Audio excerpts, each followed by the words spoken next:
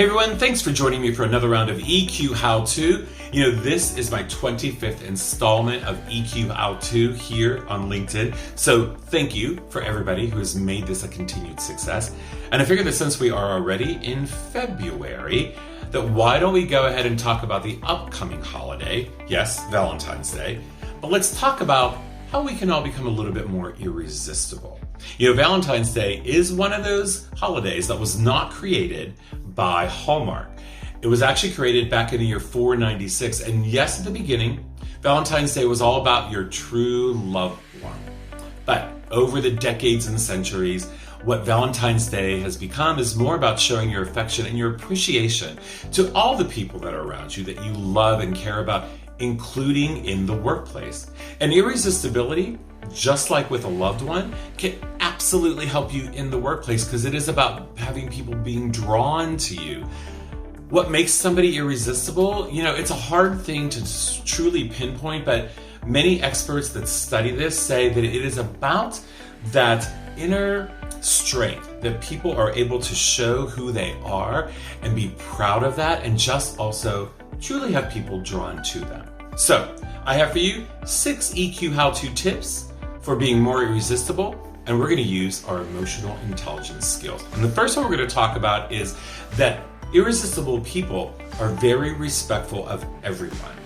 So what do I mean by that? So they're that person that you go out to dinner with and they are thanking the waitress, appreciating the busboy. When they're in the car with their Uber driver, they have a small conversation with them, showing appreciation to them. This is going to be using our social awareness skills, because when we understand what might make people feel important and appreciated, that's where that's going to come from. Respect for everybody.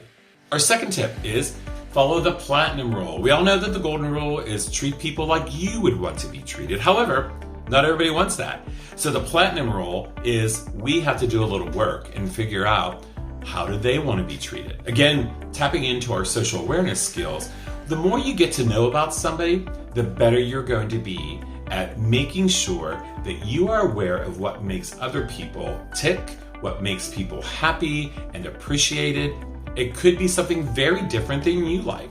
Maybe you like to be called out in front of everybody for appreciation, but somebody else would rather have that as one-on-one. So the platinum rule is what you need to do to become a little bit more irresistible.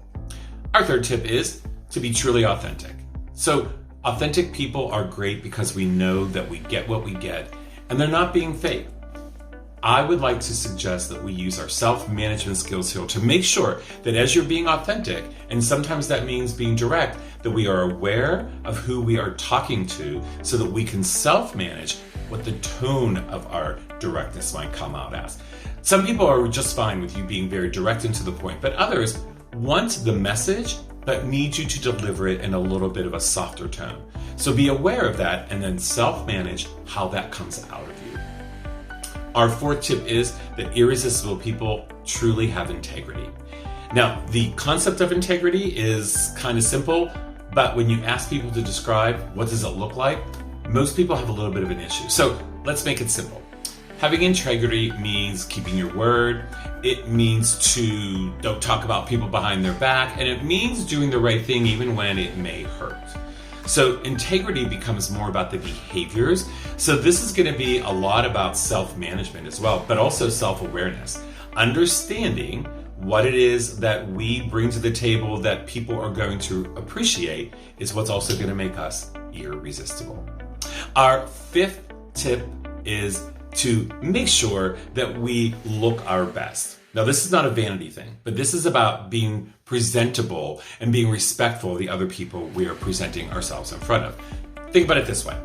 If you invited somebody to your house for drinks or coffee, you would probably tidy up the house. So when we get on Zoom calls, even though we're 20 months into this, how about if we at least brush our hair, throw on a decent shirt or sweater, and at least be presentable? That makes people realize that you do care, even if it was a little bit of an effort to have to run the brush through your hair and put on a nice shirt. And my sixth and final EQ how-to tip for being more irresistible is that irresistible people find a reason to love life. They are positive, they are passionate about the things that they talk about, and they make sure that they see the glass half full. Those are my 6 EQ how-to tips for being a little bit more irresistible, whether you want these tips for Valentine's Day specifically, or to just help people become a little bit more drawn to you, to want to work for you and or with you at work. Thanks for joining me, and we'll see you next time for another round of EQ How-To.